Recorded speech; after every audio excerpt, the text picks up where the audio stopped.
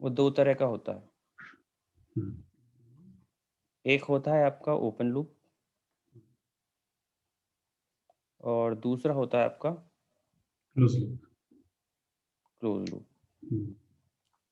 तो basically path loss पे करता है काम, ठीक है। ओपन लूप का एग्जांपल आप ले सकते हो रैच, राइट कर देता रहता है। ठीक है। अब देखो क्या होता है, जो आपका जो क्लोज लूप है वो अपन ओपन लूप यूज करते हैं हाई मोबिलिटी वाले लोगों के लिए। जैसे आप बस में जा रहे हो, ट्रेन में जा रहे हो, भाई देखो फीडबैक लगाओगे तो आपको फिर टाइम डिले हो गया। यस। और एलटीए क्या है, टाइम सेंसिटिव, वो क्या है, टेक्नोलॉजी है। अगर मान लो टाइम डिले हुआ फीडबैक की वजह से और फिर आपका सेल चेंज हो गया तो फिर प्रॉब्लम होगा उस वजह से, ठीक है। तो ये आप क्लोज लूप आप यूज करते हो पेडेस्ट्रियन वाले सिनेरियोज के लिए। पेडेस्ट्रियन मोबिलिटी समझते हो ना आप? हाँ हाँ, या फिर आराम वॉक से कर रहे हो स्लोली तो मूव कर रहे हैं।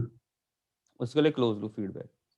इसका एग्जाम क्या बोलते एक्सप्लेन कर सकते हो ना, किस किस केस में यूज करोगे। ओपन टेक्नोलॉजी लूप से केस में कोई फीडबैक नहीं चाहिए होता है। हाँ, क्लोज लूप में इसको हम फीडबैक होगा हाई मोबिलिटी वाले सिनेरियो में, ताकि हम कोई देर ना हो, डिले ना हो, इसलिए यूज कर सकते हैं। यस। क्लोज लूप को हम normal close loop scenario use कर सकते हैं जहाँ पे फीडबैक का जरूरत है। फीडबैक का जरूरत है। अब देखो ओपन लूप में कोई फीडबैक नहीं होता है, इसको माइमो से कंपेयर नहीं करना है। माइमो में था फीडबैक, दोनों कंडीशन है। ओपन लूप कोई फीडबैक नहीं होता है, क्लोज लूप में फीडबैक होता है टीपीसी, टीपीसी। यस। ठीक है। हम बात करेंगे अपलिंक पावर कंट्रोल की। किसकी?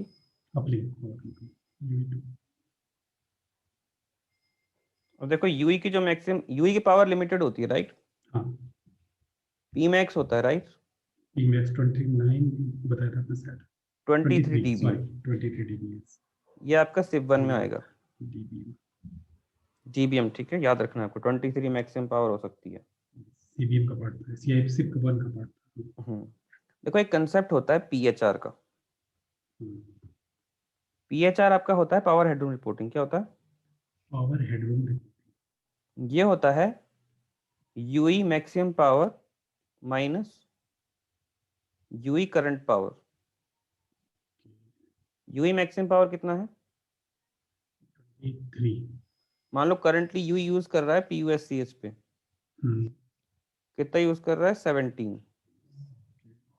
तो कितना हेडरूम हो गया? 6 dB। इसका मतलब यूई के पास कितना हेडरूम है? 6 dBm का है। 6 dBm, मतलब कि 6 dBm से और बढ़ा सकता है पावर को। और मान लो 23 dBm है, 23 dBm कर रहा है यूज, तो कितना पावर हेडरूम है? तब फिर कुछ नहीं, जीरो है, तो कुछ नहीं कर सकता उस केस में, ठीक है ना। तो Yes। ये आपका होता है power headroom reporting, PHR. PHR UE max PS power minus UE current power. Current. UE max आपका फिक्स है 23 और करंट वाला चेंज होता रहेगा आपका अपलिंक में, राइट। तो पावर हेडरूम रिपोर्ट से आपको पता चलता है कितना आपको पावर इंक्रीज करने की जरूरत है, कितना डिक्रीज करने की जरूरत है, ठीक है ना। इतना बैलेंस है उसके पास। हाँ, मेनली पावर हेडरूम रिपोर्टिंग। आपका जो बीएसआर है और पीएचआर है, दोनों ही मैक कंट्रोल एलिमेंट होते हैं। हमने बीएसआर पढ़ा था पहले। हाँ, बीएसआर। तो ये दोनों ही मैक कंट्रोल एलिमेंट हैं, ठीक है। ये क्लियर है यहाँ पे?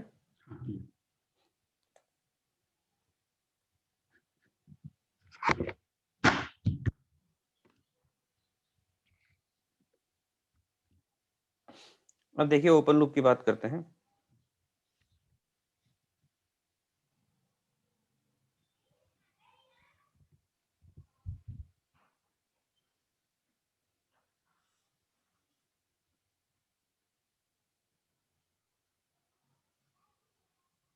दो सिनेरियोज लिए हैं मैंने। एक में यूई कहाँ है? ई नोड बी के पास है। अब ये यूई क्या है, मूव कर रहा है, इसी को 1 ही बना दो, चलो। ये दूर जा रहा है, ठीक है।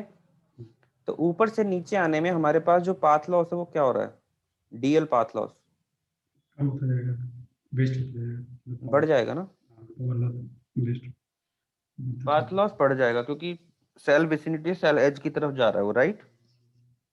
तो अभी तो यहाँ पे उसको यूई के पास तो यहाँ पे कम पावर का जरूरत पड़ेगा। हम बात कर रहे हैं ओपन लूप का। अब दूसरी बात है, जैसे यूई यहाँ पे चला गया, लेकिन यूई को फीडबैक नहीं आ रहा, कुछ भी क्या नहीं आ रहा है, कोई फीडबैक नहीं मिल फीडबैक नहीं आ रहा। फीडबैक नहीं आ रहा तो यूई कैसे पता करेगा उसको यहाँ पे पावर बढ़ाना है कि घटाना है? रहा। आपका ये जो मैसेज होता था ना, DC DC for DCI format message था, टीपीसी वाला।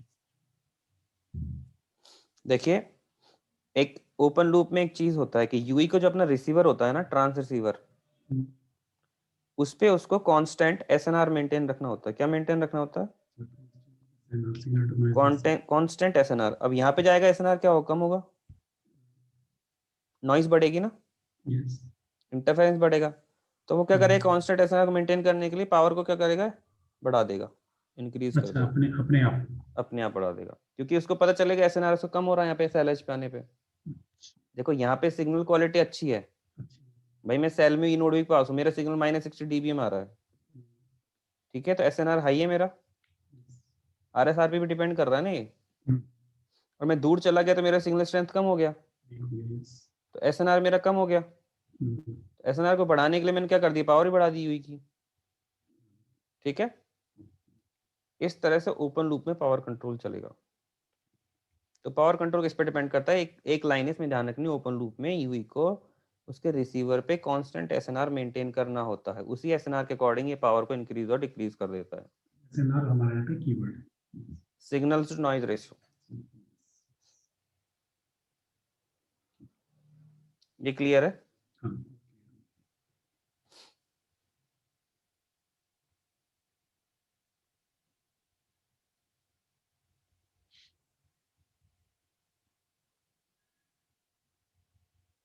बात करते हैं क्लोज लूप की। किसकी बात करते हैं?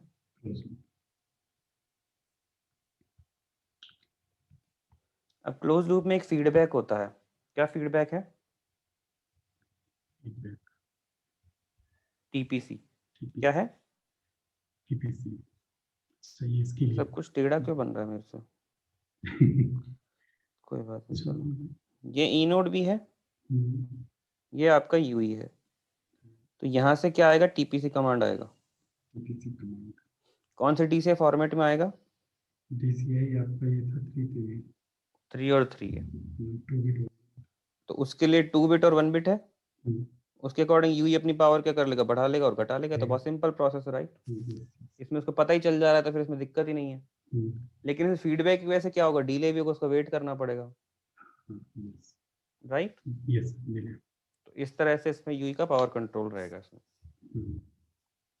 यहाँ ये पे है, डिले के साथ कंप्रोमाइज करेगा, नो प्रॉब्लम। हाँ, डिले के साथ कॉम्प्रोमाइज करेगा वो। देखो एक और बात है, आरआरसी कनेक्शन सेटअप।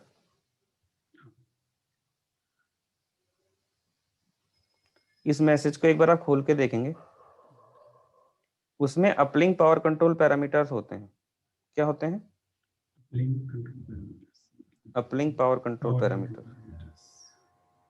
वो पैरामीटर्स आपको अपनी नोट्स में इंक्लूड करना है, ठीक है? ठीक है, नोट कर लेंगे।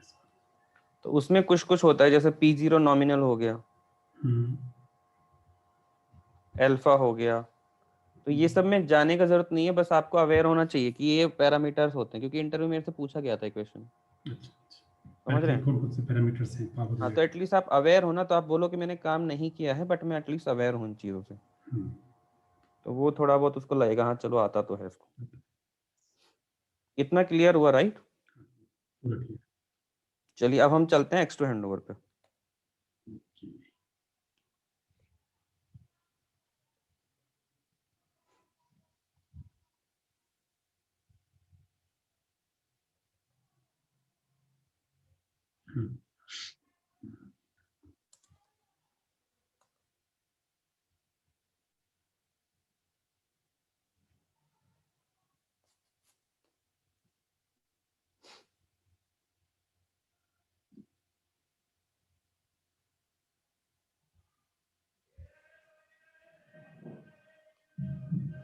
देखिए एक्स2 हैंडओवर का जो प्रोसीजर है बहुत इजी है, ठीक है? देखिए जो हैंडओवर होता है वो किस बेस पे होता है, पहली बात,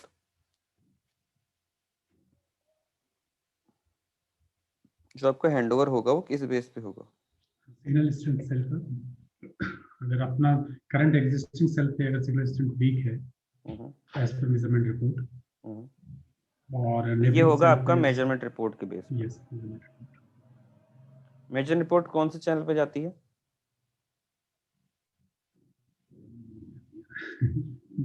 DCCH पे। किस पे जाती है? DCCH पे। DC, ये आपको याद रखना है। मेजरमेंट रिपोर्ट में क्या क्या इंफॉर्मेशन जाती है?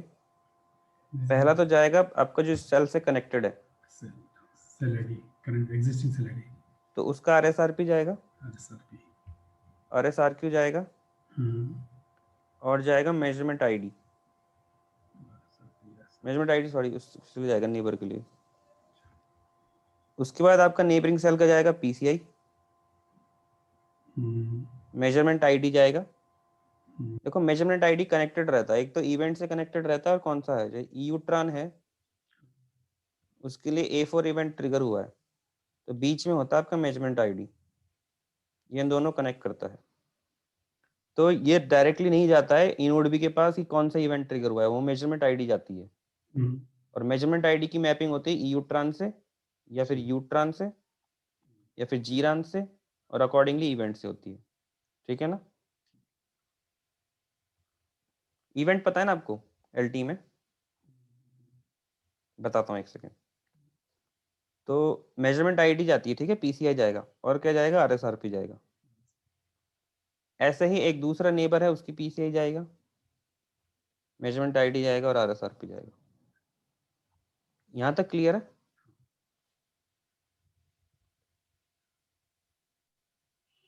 अभय जी क्लियर है यहाँ तक? क्लियर।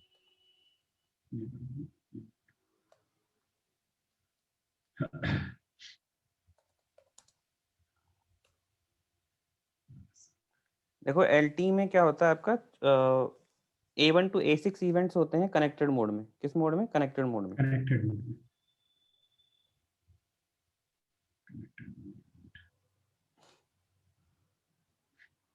ये देखिए, ये आपको इवेंट नोट कर रहे हैं। इवेंट होते हैं आपके A1 to A6 होते हैं, A1, A2, A3, A4, A5 and A6।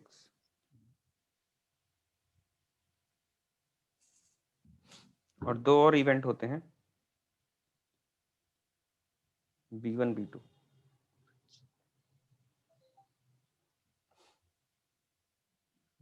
A1 to A6 and B1, B2।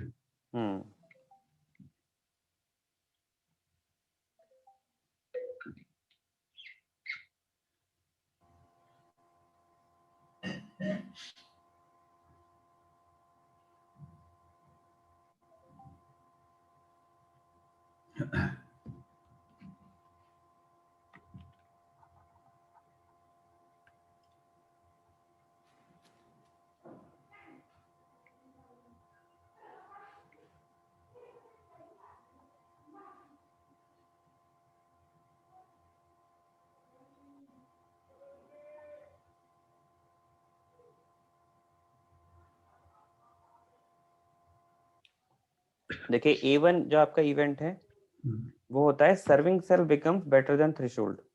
ये हमको याद रखने इवेंट्स, ठीक है? ओके, ठीक है। अगर सर्विंग सेल थ्रेशोल्ड से ज्यादा है तो हैंडओवर की जरूरत नहीं है, जरूरत ही नहीं है। हाँ, तो मेजरमेंट बंद कर दो आप। A2 इवेंट है serving cell becomes worse than threshold, okay, तो हम क्या कर देंगे? मेजरमेंट स्टार्ट कर देंगे A2 वाले केस में। हाँ, तो A2 किसके लिए होगा? मेजरमेंट स्टार्ट करने के लिए। Measurement start. अगर A1 है मतलब सर्विंग अच्छी है, तो हमें मेजरमेंट की जरूरत ही नहीं, तो मेजरमेंट अगर हो रहा है तो उसको रोक दो। हाँ, नो एक्शन। इवेंट A3 है वो आपका इंट्रा फ्रीक्वेंसी के लिए। किसके लिए है? A3 is for intra frequency। Intra frequency. और A4 A5 है वो इंटर फ्रीक्वेंसी के लिए है। Inter, A4 and A5 for inter। हाँ, इंटर फ्रीक्वेंसी। तो A3 में लिखना है आपको neighbouring becomes offset better than serving cell. जो नेबर सेल है वो सर्विंग सेल से कुछ ऑफसेट से ज्यादा है, ठीक है? जस्ट ज्यादा है। हाँ, ऑफसेट बेटर देन, ऑफसेट है मतलब ऑफसेट रहेगा इन दोनों के बीच में।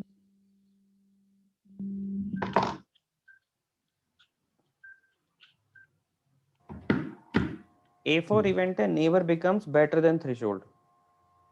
अच्छा अच्छा, ठीक है, नेवर बिकम्स बेटर देन, ठीक है, मतलब यहाँ पे हमारा कंफर्म हो गया कि नेवर सेल इज बेटर। हाँ। इवेंट A5 है वो आपका A3 A4 का कॉम्बिनेशन हो गया, सॉरी A2 और A4 का। A2 and A4, serving cell becomes worse than threshold 1 and neighbour becomes better than threshold 2। हाँ, यस, ठीक है। हाँ, इवेंट A6 होता है आपका CA के केस में। A6, A6 मैंने आपको बताया था ना इस टाइम शायद आपको। A6, और B1 B2 आपके होते हैं इवेंट इंटररेट के लिए। किसके लिए होते हैं? इंटरनेट, इंटररेट में 3G भी हो सकता है और 2G भी हो सकता है। तो इंटररेट हैंडओवर के लिए, तो आपको इंटररेट हैंडओवर होगा तो कमांड जाएगा mobility from UTRA command. Mobility from UTRA command, ये कमांड जाएगा ई नोड बी से यूई को। किसमें? इंटररेट केस में।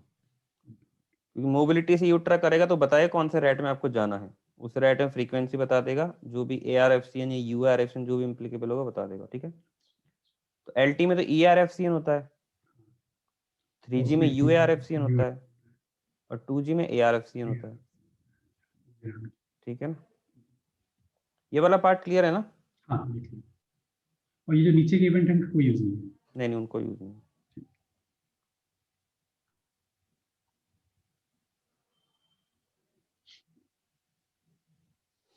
हाँ जी, तो ये बताया मेजरमेंट रिपोर्ट जाती है, उसके बेस पर डिसीजन होता है। तो अब आपका क्या है यहाँ पे, एक तो आपका यूई है, एक आपका सोर्स ई नोड भी है। आपका ये छोटा पड़ रहा है स्क्रीन पर, छोटा पड़ रहा है। हाँ हाँ, अब क्लियर, यस।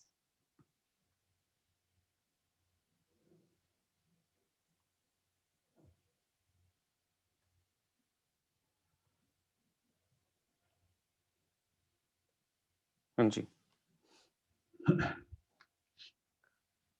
तो एक आपका है यूई,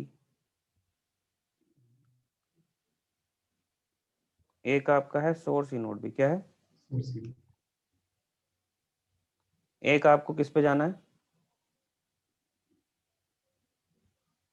टारगेट ई नोड भी पे।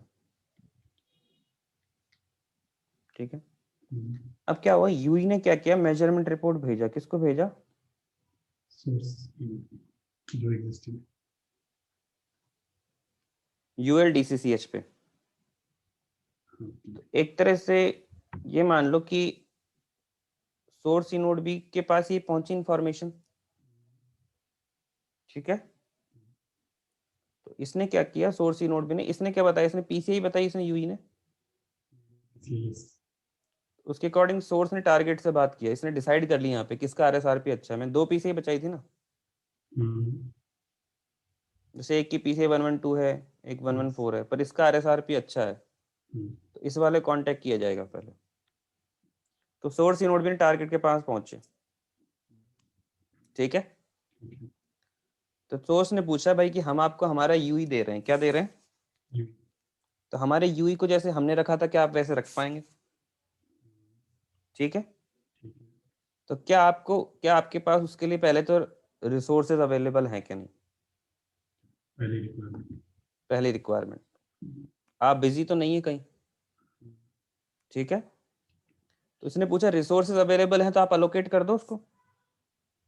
ठीक है, तो ये सोर्स नोड भी इसके पास जाएगा, रोका करवा के आ जाएगा इसका यूई का। ठीक है, ठीक है, तो जैसे ही इसने रोका करवाया तो इसको एक पास एक्नॉलेजमेंट आ गया और इसने ये इन्फॉर्मेशन यूई को बता दी बस कर दी कि भैया आपका रोका फिक्स हो गया है, डन। इधर जाइए। अब आप क्या डायरेक्ट इधर बात कर लीजिए।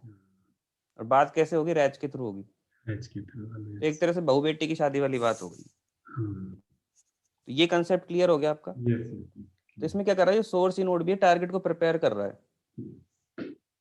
क्या प्रिपेयर कर रहा है कि जो सिक्योरिटी एस्टेब्लिशमेंट यहाँ पे है वो यहाँ होना चाहिए, तो पहले बात तो सीधा इसके थ्रू ही होगी, सोर्स के थ्रू ही, ठीक है ना, source के through। जब तक वो डिस्कनेक्ट नहीं होगा हम्म, पूरी तरह से, जब तक इन दोनों में मेल मिलाप नहीं हो जाएगा। हम्म, उसके बाद में क्या होगा, एमएमई से बोला जाएगा, वो हम आगे चल के देखते हैं, ठीक है।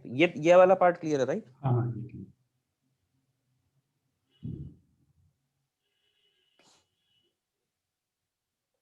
ये विजिबल है यहाँ पे स्क्रीन?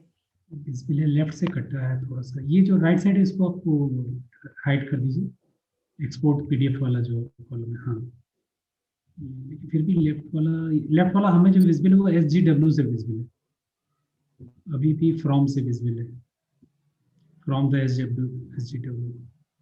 कट क्यों? एक सेकंड में फिर से एक बार इसका मोड चेक करता हूँ। अभी अभी भी नहीं, अभी भी आप, हाँ अब ये, लेकिन राइट साइड में हमको द यूवी सोर्स तक है, और ये तो मनमानी कर रहा है यार, ये तो। पूरा सेंटेंस नहीं था विजिबल। अभी सर हमको लगता है थोड़ा साइज तो 100% ही है। हाँ ये है, थोड़ा छोटा है लेकिन ठीक है, थोड़ा सा और बड़ा कर सकते हैं आप, अभी है लिमिट। हाँ ये ठीक है, परफेक्ट। ठीक है।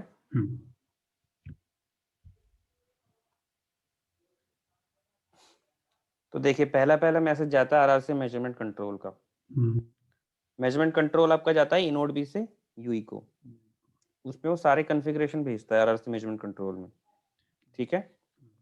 उस मेजरमेंट कंट्रोल के अकॉर्डिंग आप ये चीज नोट कर लो, आपको ये पढ़ना है एक बार। आपको मैसेज देखना है आरआरसी मेजरमेंट कंट्रोल इन एलटी, और ये देखना है हाउ एलटी स्टफ वर्क्स पे। हाउ एलटीज स्टफ वर्क, अच्छा स्टफ, ये वेबसाइट पे, मतलब वो नीचे लिंक आ जाएगा उसका, ठीक है ना। ठीक है। तो इसमें पैरामीटर्स एक बार देख लेना, फिर अपन डिस्कस करेंगे इसको। तो इसमें पैरामीटर्स होते हैं, उसके बेस पे क्या करा, मेजरमेंट रिपोर्ट भेज दी इसने। तो ये सारे जो पैरामीटर्स कॉन्फ़िगर कर दिए इसने ऑलरेडी, इनोड बी ने यूई को भेज के आरआरसी के थ्रू। तो इसने क्या बोला, signal strength of serving cells and signal strength of neighbours, ठीक है। तो network sets measurement threshold for sending measurement report, कि भाई मेजरमेंट रिपोर्ट आपको कब भेजनी है। अब neighbouring cell signal quality is now better than serving cell. So RRC uses the latest measurement to decide if a handover is needed to another cell. The target cell is selected and eNode B identifies the target cell. तो जो Yui ने measurement report भेजी उसके base पे target source eNode B ने क्या कर लिया, टारगेट इनोड बी को आइडेंटिफाई कर लिया पीसीआई के बेस पे, ठीक है। ठीक है। अभी हम कौन सा हैंडओवर पढ़ रहे हैं, X2 हैंडओवर। X2। अब देखो अब क्या किया, सोर्स इनोड बी ने रिक्वेस्ट भेजी टारगेट को, मैंने बोला ना सोर्स प्रिपेयर करेगा टारगेट को, तो इसने X2 AP हैंडओवर रिक्वेस्ट भेजी। क्या भेजा, X2 AP हैंडओवर रिक्वेस्ट, क्योंकि इनोड बी के बीच में कौन सा इंटरफेस होता है, X2 इंटरफेस। X2 होता है, तो उसने क्या भेजा, X2 AP हैंडओवर रिक्वेस्ट। तो यहाँ पे लिखा है source eNode B initiates the handover with the handover request message. इसमें इंफॉर्मेशन देता है वो क्या क्या कि क्या क्या सिक्योरिटीज एस्टैब्लिश है, तो उसमें वो यूई की सिक्योरिटी कैपेबिलिटी बता देता है कि क्या कैपेबिलिटीज है, ठीक है। तो अब क्या होगा, ये जैसे ही मैसेज आएगा तो क्या करेगा, टारगेट इनोड भी क्या करेगा, check if resources are available at the target eNode B to accept this session. ये समझ में आई बात। अगर रिसोर्सेज अवेलेबल हैं तो उसने क्या किया, डीआरबी असाइन कर दिए अपलिंक और डाउनलिंक के लिए। क्या असाइनमेंट कर दिए, डीआरबी किसके लिए होते हैं, डेटा फ्लो के लिए। तो डीआरबी उसने अपलिंक के लिए असाइन किया और डीएल के लिए असाइन कर दिया। टारगेट इनोड में और क्या लोकेट किया, ready resources for that UE to be handed in. क्या लोकेट कर दिए, रिसोर्सेज। टारगेट इनोड भी allocates a RAS preamble contention free, RAS preamble locate कर दिया ताकि उसको कंटेंशन नॉलेज की वो टाइम डिले ना करे, फास्ट प्रोसेस रहे। एक क्या कर दी, CRNT असाइन कर दी। क्या असाइन कर दी, CRNT। तो ये चार चीजें हो जाती हैं। पहला DRB एस्टैब्लिश हुए अपलिंक डाउनलिंक के लिए, दूसरा आरबीज एलोकेट कर दिए, तीसरा कंटेंशन फिर रैच प्रीएम्बल असाइन कर दिया, और चौथा सीआरएनटी दे दिया। CRNT है यूई के लिए, ये न्यू सीआरएनटी है, ये क्या है? New CRNT। अब इस मैसेज को उसने क्या भेज दिया? रिप्लाई करके भेज दिया। किसको भेज दिया? इसने भेज दिया यूई को। नहीं नहीं, यूई को नहीं, टारगेट। अभी तो सोर्स, अच्छा ये टारगेट सोर्स को भेजेगा फिर। अभी ये मैसेज गया सोर्स से टारगेट को, X2A पे हैंडओवर रिक्वेस्ट, तो X2A पे हैंडओवर एक्नॉलेजमेंट आएगा। तो X2A पे हैंडओवर रिक्वेस्ट एक्नॉलेजमेंट मैसेज, तो इस एक्नॉलेजमेंट मैसेज में ये सारी इंफॉर्मेशन जाएगी। ये इंफॉर्मेशन किसके बारे में? यूई के बारे में।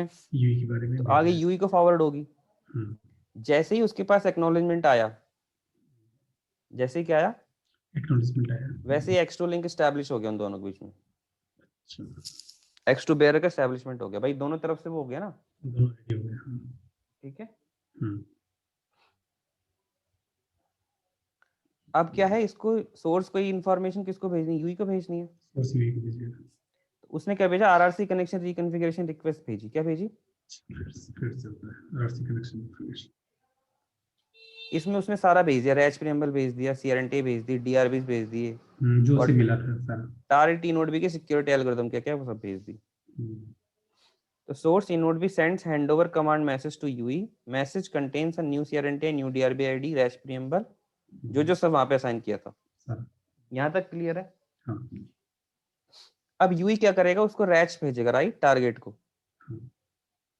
लेकिन उससे पहले एक सीक्वेंस नंबर ट्रांसफर स्टेटस जाता है इसमें। देखो दो चीजें जाएंगी बीच में, एक तो पहला ये है, दूसरा एक और बताऊंगा। X2AP sequence number transfer flag, ठीक है, ये जाता है सोर्स इनोड भी से टारगेट इनोड भी को। ठीक है। जैसे ही सोर्स ने सारी इंफॉर्मेशन यूई को भेजी जो टारगेट से आई थी, सोर्स ने क्या करा? टारगेट को एक और इंफॉर्मेशन भेज दी उसी दौरान, सीक्वेंस नंबर ट्रांसफर स्टेटस। तो सीक्वेंस नंबर ट्रांसफर स्टेटस में उसने भेजा PDCP sequence number for uplink downlink और HFN sequence number for uplink downlink. तो ये आपको जो सीक्वेंस नंबर भेजा गया है, ये सीक्वेंस नंबर भेजा गया है ताकि बाद में भी आप क्या कर सको? सिक्योरिटी मैकेनिज्म स्टैब्लिश रख सको, ठीक है। हाँ, हैंडओवर पीडीसीपी काम क्या करता है? सिक्योरिटी का, साइफरिंग इंटीग्रिटी का। तो आफ्टर द हैंडओवर सिक्योरिटी को कंटिन्यू करने के लिए उसने सीक्वेंस नंबर ट्रांसफर स्टेटस भेजा है, पीडीसीपी सीक्वेंस नंबर और HFN सीक्वेंस नंबर। यहाँ तक क्लियर है? HFN पता है क्या होता है? Hyper frame number. SFN पता है बस। HFN आपका 0 2 1 2 3 होता है, उस ये आपका एक HFN में आता है, ठीक है ना। और एक SFN में कितने होते हैं? 10 सब फ्रेम्स होते हैं, ठीक है। ये तो आपको पता ही होगा नॉर्मल। यहाँ तक क्लियर है, राइट? अब क्या हुआ, इसने सिंक्रोनाइज करना शुरू कर दिया। किसने? टारगेट सेल के साथ। किसने किया? यूई ने, ठीक है। तो यूई ने क्या किया? रैच प्रीएम्बल भेजा। किसको भेजा? टारगेट सेल को, जो रैच मिला था। उसका आरएआर आया, रैंडम एक्सेस रिस्पांस आया। भाई ये बातें तो पहले ही हो चुकी थी कि आप मेरे को रैच भेजोगे तो मैं आपको आरएआर भेज दूंगा। तो टीए भेज दिया, टारगेट सीआरएनटीए भेज दी, फिर से अपलिंक ग्रांट भेज दिया। और आरआरसी कनेक्शन रिकॉन्फ़िगरेशन कंप्लीट मैसेज किसको भेजेगा? टारगेट को भेजा गया। देखो ये ध्यान रखो, यहाँ पे कनेक्शन रिक्वेस्ट मैसेज आया था, वो किसने भेजा था? सोर्स को यूई ने भेजा था। और जो कंप्लीट मैसेज गया आरआरसी कनेक्शन रिकॉन्फ़िगरेशन का, वो गया है किसको? टारगेट को, ठीक है। तो टारगेट से कनेक्टेड हो गया सीआरएनटीए के through. The target inode accepts the request, responds back with timing adjustment uplink grant resource. UI uses the assigned ready resource to transmit the handover confirm message, RRC connection reconfiguration complete. तो handover confirm का message क्या होता है आपका? RRC connection रिकॉन्फ़िगरेशन complete, कि handover हो गया है। ये जाता है टारगेट को यूई से, ठीक है।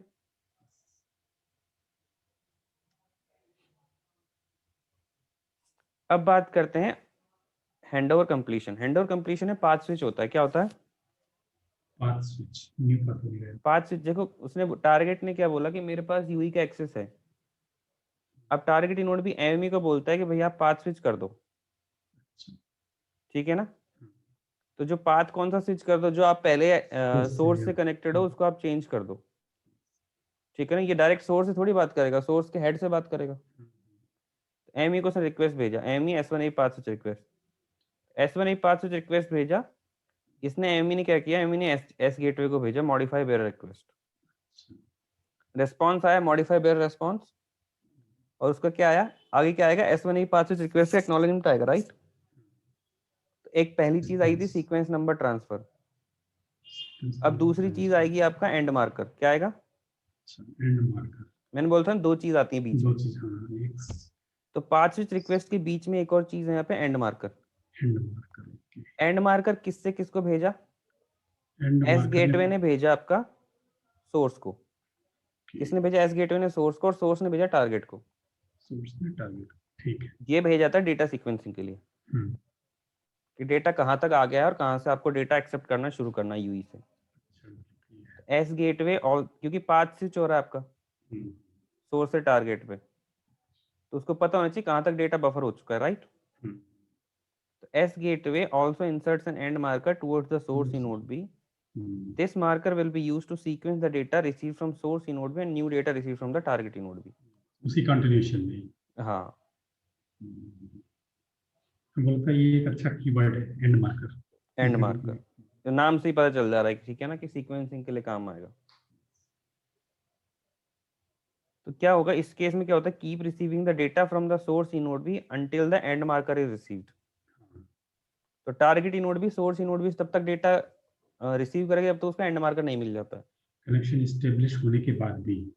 हाँ, अंटिल, हाँ ठीक है, अंटिल। जैसे एंड मार्कर आया उसने डेटा रिसीव करना बंद कर दिया। अब क्या होगा, पाथ स्विच का एक्नॉलेजमेंट आ जाएगा एमई से टारगेट को कि भैया पाथ स्विच हो चुका है आपका। MME responds back to signal completion of the path switch. अब क्या होगा, टारगेट सोर्स को बोल देगा X2AP यूई कंटेक्स्ट रिलीज, कि आप कंटेक्स्ट रिलीज कर दो, सारा आपका काम तो खत्म हो गया यहाँ पे, सोर्स से कनेक्शन खत्म, तो आप यूई से भी कनेक्शन खत्म कर दीजिए। तो यूई कंटेक्स्ट रिलीज कर देगा वो, ठीक है। सोर्स क्या ही करेगा बेचारा फिर। तो end marker has been received at target node by this point, target asks the source node to release the resources for the UE, ठीक है। तो यहाँ पे UI कंटेक्स्ट को डिलीट कर दिया जाएगा। तो ये जो X2 हैंडओवर करीबन मेरे को पढ़ना पड़ा है 30-40 बार, मतलब 6-7 महीने में 30-40 बार पढ़ लिया इसको इंटरव्यूज के चक्कर में, तभी जाके याद हुआ। खुद ही पढ़ा था कि किसी ने पढ़ाया था? मैंने खुद नहीं पढ़ा था, तभी तो 30-40 बार लगा मेरे को। अब मैं आपको पढ़ा रहा हूँ तो आपको 3-4 बार ही पढ़ना पड़ेगा।